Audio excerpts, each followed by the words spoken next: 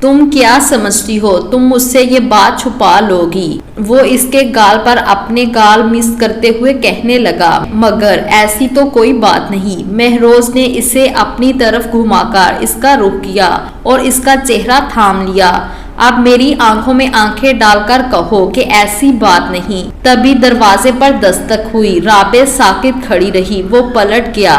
وہ شخص وہ بات بھی جان گیا تھا جو وہ اپنے آپ سے بھی چھپائے رکھنا چاہتی تھی۔ اسے کئی بار اپنی طبیعت پر شک ہوا مگر اس نے ٹال دیا۔ وہ شک پر یقین کی مہر نہیں لگانا چاہتی تھی۔ تھوڑی دیر بعد ناشتہ کر کے وہ لوگ واپسی کے لیے نکل گئے۔ اسے اپنی ماں کی شدت سے یاد آ رہی تھی۔ اس کے خاموش آنسو بہ رہے تھے۔ اس نے گھر پہنچ کر گاڑی کا دروازہ خود کھولا اور اسے ہاتھ پکڑ کر اترنے میں مدد کی، مگر وہ اس کا ہاتھ پیچھے کر کے آگے بڑھ گئی۔ اس کا رخ بیڈ روم کی طرف تھا۔ السلام علیکم، اس نے عارفہ بیگم کو سلام کیا۔ وعلیکم السلام۔ رابعہ کو کیا ہوا؟ شاید طبیعت ٹھیک نہیں۔ کیا ہوا طبیعت کو؟ پریشانی کی بات نہیں، خوشی کی بات ہے۔ ریلی سچ کہہ رہا ہوں۔ عارفہ بیگم چہک گئیں۔ آپ اسے ڈاکٹر کے پاس لے جائیں، کنفرم کروا لیں۔ رابعہ اداس کیوں ہے؟ شاید گھر والوں کو مس کر رہی ہے اس موقع پر۔ تو کوشش کرو نا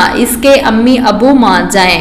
کچھ تو کرنا ہی ہوگا۔ ہاں کوشش کرو مان جائیں گے انشاءاللہ۔ کہاں جا رہی ہیں؟ اس نے عارفہ کو جاتے ہوئے پوچھا۔ تمہارے ڈیڈ کو خوشخبری دینے۔ مہروز مسکرا دیا۔ اپنی موم کو منع کر دو، مجھے نہیں جانا ڈاکٹر کے پاس۔ رابعہ نے کہا، مجھے تمہاری نہیں اپنے بچے کی فکر ہے۔ مجھے ضرورت بھی نہیں تمہاری فکر کی، تو مجھے اپنے بچے کی تو کرنے دو۔ بڑی تکلیف ہو رہی ہے اپنے بچے کے لیے، بیوی کے لیے بھی ہو رہی ہے۔ اف کیا حال بنا لیا ہے۔ تمہارا حال بھی اپنے جیسا ہی کروں گی، وہ نفرت سے بولی۔ وہ تو تم کر ہی رہی ہو، دن بھی برباد اور راتیں بھی۔ یوں لگتا ہے شادی کو 30 سال ہو گئے، مرد ہو کر بھی خود کو سنبھال کر رکھا، کبھی بہکا نہیں۔ سوچا مشرقی بیوی سے سب ارمان پورے کروں گا، اور مشرقی بیوی ہاتھ تک نہیں لگانے دیتی۔ یار جو رشتہ مجھ پر حلال ہے اسے حرام تو مت کرو۔ کیا چاہتے ہو؟ وہ سب جو ایک شوہر چاہتا ہے۔ ہر شوہر زبردستی کا نہیں ہوتا، ہر بیوی تمہاری طرح ضدی اور غصیلی بھی نہیں ہوتی۔ شوہر کے بڑے بڑے عیب ڈھانپ لیتی ہے۔ تم نے ڈھانپا تھا میرا عیب، معاف تو کر سکتی ہو نا۔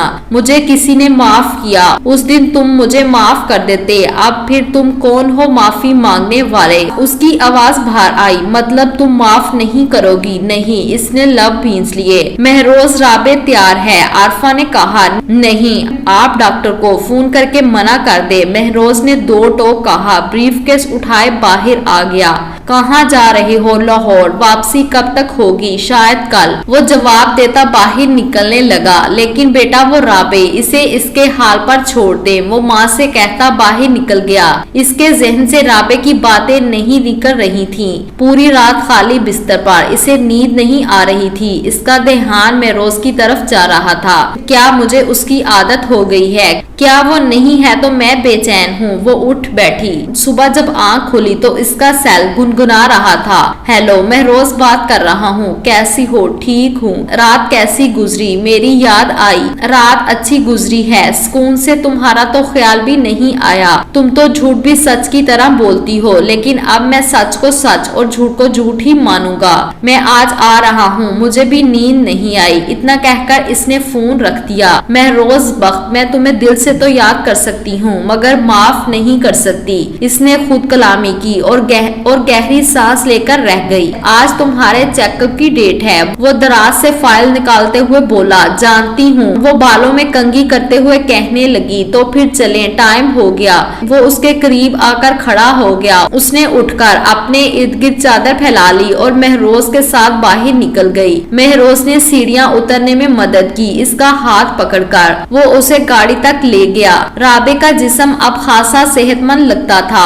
2 ماہ رہ گئے تھے اس کی ڈلیوری کو، اور وہ اس کی ہر بات کا دھیان رکھتا، چلنے پھرنے، کھانے پینے کا بھی خیال रखता, हर महीने के बाद चेकअप भी रेगुलर हो रहा था, दवाएं भी टाइम पर देता। इसने राबे का ख्याल रखने में कोई कसर नहीं छोड़ी थी। महरोज वो बहुत देर से दर्द बर्दाश्त कर रही थी, लेकिन इसकी चीख निकल रही थी। इसने महरोज को पुकार ही लिया। राबे वो हड़बड़ाकर उठा और हाथ बढ़ाकर लैंप जलाया। मुझे बहुत तकलीफ हो रही है। राबे का चेहरा पसीने से तर था। तुम हिम्मत से काम लो, मैं मॉम को बुलाता हूँ। वो बाहर निकला। आरफा बेगम नींद से उठकर भाग आई थी। महरोज ने इसे गाड़ी में बिठाया। रात के 3 बजे अच्छी खासी अफरा तफरी हो गई थी, लेकिन 1 घंटे बाद जब इसकी बेटी की खुशखबरी मिली तो वो सारी अफरा तफरी भूल गया।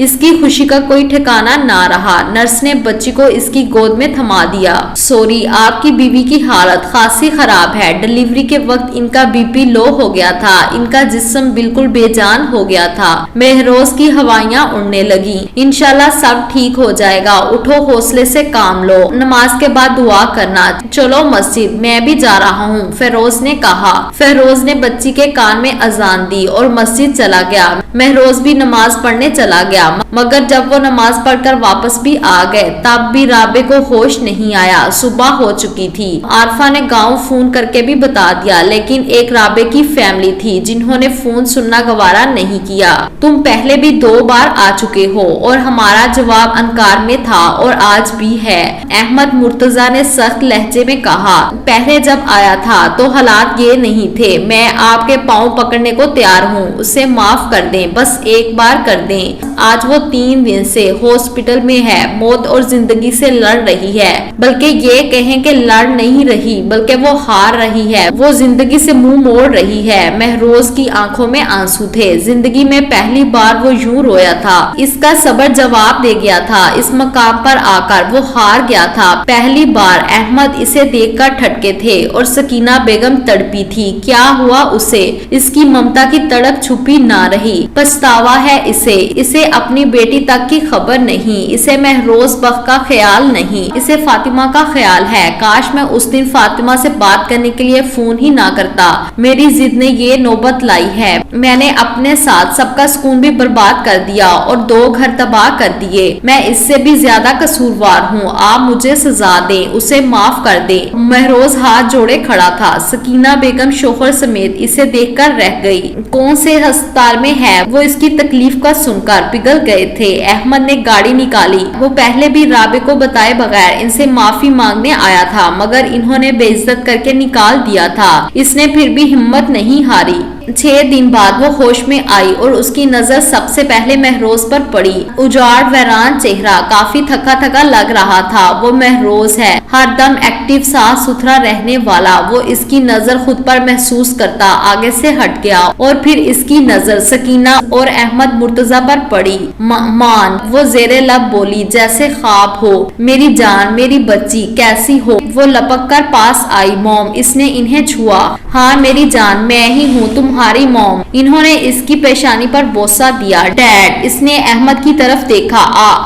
आप मुझसे मिलने आए हैं? इसकी आवाज भर आई। हम पिछले 3 दिन से तुम्हारे पास हैं, बस तुम ही आंखें बंद किए पड़ी थी। और वो, इसने बेसाख्ता पूरे कमरे में देखा। इसे महरोज कहीं नहीं दिखा। कौन वो? अपनी बेटी की बात कर रही हो? बेटी? वो चौंकी। जाइए अहमद, बच्ची को अंदर लाइए, इसने तो देखा ही नहीं। मुबारक हो भाभी। तभी निशा बच्ची को अंदर ले आई। निशा, राबे इसे देखकर खुश हुई। जी मैं निशा, आपकी साहबजादी ने थकाकर रख दिया। इसने बच्ची को राबे के पास लटा दिया। सब कमरे में आ गए थे। अरे महरोज कहाँ है? भाभी का सदका देने और शुक्राने के नफल पढ़ने गए हैं, निशा ने जवाब दिया। और फिर सब हंसी मजाक करने लगे। दूसरे दिन इसे डिस्चार्ज कर दिया गया था और राबे घर आ गई थी। भाई, बच्ची का नाम क्या रखना है? निशा ने कहा। क्यों, तुम्हें समझ नहीं आ रहा क्या? समझ तो किसी को भी नहीं आ रहा, क्या रखें? इसने राबे की तरफ इशारा किया। आप संजीदगी से बताओ, क्या नाम रखना है बच्ची का? फेरोज बख्त ने कहा।